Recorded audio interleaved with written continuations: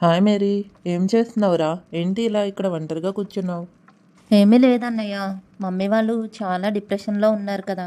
దాని గురించే ఆలోచిస్తున్నాను. అవును, లైఫ్‌లో మనకొచ్చే పరిస్థితులు ఇవన్నీ చూస్తుంటే అసలు తట్టుకోవడమే చాలా కష్టంగా అనిపిస్తుంది. ఇలాంటప్పుడే నాకు చాలా క్వెషన్స్ అండ్ డౌట్స్ వస్తాయి అన్నయ్య. అదేంటంటే అసలు నిజంగా గాడ్ అనేవాళ్ళు ఉన్నారా? లేరా? మరి ఉంటే తన పీపుల్ పైన ఆయనకి ఎందుకు కృప కలగడం లేదు?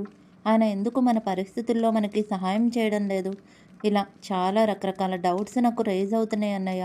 మా ఫ్రెండ్స్ వెళ్తున్న పరిస్థితులు కూడా నన్ను ఇంకా సందేహంలోకి నెట్టేస్తున్నాయి.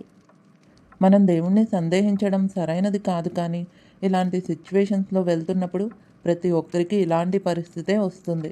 అలాంటప్పుడు సాతాను మన మైండ్‌ని గలిబిలి చేసేసి ఇలా దేవుడి మీద మనకి అనేక రకములైన ప్రశ్నలు వెలువడేలాగా చేస్తుంది. కానీ ఆ పరిస్థితుల్ని కూడా దేవుడు ఎంతో చాకచక్యంగా వాడుకుని ఖచ్చితంగా ఆయన్ని మనం తెలుసుకునేలాగా ఆయన చేసుకోగలడు. ఆయన యందు మనం బలపడడానికి కూడా ఇలాంటి పరిస్థితులు మనకెంతో ఉపయోగపడతాయి. ఇలాంటి క్వెషన్స్‌కి మనకి సమాధానాలు దొరికినప్పుడే కదా! అవును, నిజంగా ఇంకా మన విశ్వాసం బలపడేది. బైబిల్‌లో ఉన్న ఒక సందర్భాన్ని చెప్తాను. అప్పుడు నువ్వు మన పరిస్థితిని అర్థం చేసుకోవడానికి నీకు వీలవుతుంది. ఒకనాడు యోహాను వద్దకు యేసుప్రభువారు బాప్తిజం తీసుకోవడానికి వచ్చినప్పుడు యోహాను ఏమని చెప్తున్నాడంటే, నీ చెప్పుల వారని మోయుటకు కూడా నాకు అర్హత లేదు. అలాంటిది ఈ కార్యం నేను ఎలా చేయగలను అని అన్నప్పుడు ప్రభువు ఏమని చెప్పాడు? ఈనాటికి ఈ విధంగా జరగనిమ్ము, అదంతా దేవుని చిత్తము గనుక తగ్గించి లోబడి ఉండాలి కనుక ప్రభువు ఆ మాట పలికాడు. అప్పుడు యోహాను ఈయన క్రీస్తు అని నమ్మాడు. అదే మరొక సందర్భంలో ఎప్పుడైతే యోహాను చెరసాల్లో వేయబడి అలాంటి కఠినకరమైన పరిస్థితుల్లో ఉన్నాడో అప్పుడు అతనికి అనుమానం వచ్చింది. అతని శిష్యుల ద్వారా ఈయన నిజముగా ప్రభువేనా? మేము ఇంకెవరి కోసమైనా ఎదురు చూడాలా? రాబోవువాడు ఉన్నాడా? లేకపోతే అది ఈ ప్రభువేనా అని తన శిష్యులతో అడగమని చెప్పి పంపించాడు. అప్పుడు ప్రభువు చెప్పాడు, గుడ్డివారు చూస్తున్నారు, కుంటివారు నడుస్తున్నారు, మరణించిన వారు తిరిగి లేస్తున్నారు, నా యందు అభ్యంతరపడని వారు విశ్వాసులు అని.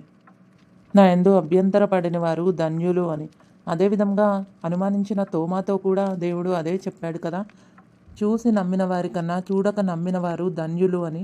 అంటే మనం వెళ్తున్న పరిస్థితులు ఆనాటి వారు కూడా ఎదుర్కొన్నారు.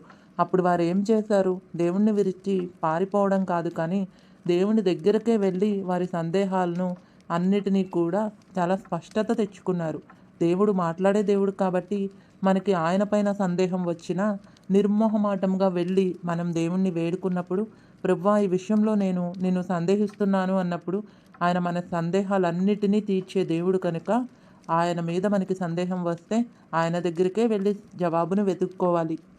ఆయన దగ్గరికి వెళ్ళడానికి మొహమాటం వద్దు, అభ్యంతరాలు వద్దు. ఆయన మనతో మాట్లాడతాడు. మన పరిస్థితుల్ని, మన మనస్సుని, మన హృదయాంతరంగములను ఎరిగిన దేవునికి మనకి జవాబివ్వడం ఎంతో ఇష్టమైన పని. కానీ దేవుడేదో ఫీల్ అవుతాడు, దేవుడేమన్నా అనుకుంటాడేమో అనేలాంటి సందేహాలన్నీ మనకి సాతాను తెచ్చిపెట్టేవే. కాబట్టి అలాంటి సందేహాలన్నిటిని విడిచి ఏ పరిస్థితి అయినా కానీ దేవుడి దగ్గర సమాధానం ఉందని జ్ఞాపకం చేసుకోవాలి. కానీ ఏ పరిస్థితిలో ఉన్నా దేవుని దగ్గరికే మనం వెళ్ళాలి. థ్యాంక్స్ అన్నయ్య. నా సందేహాన్ని మొదట్లోనే తుంచేసినందుకు. ఇంక నేను దేవుడి దగ్గరికి వెళ్ళి జవాబు పొందుకుంటాను.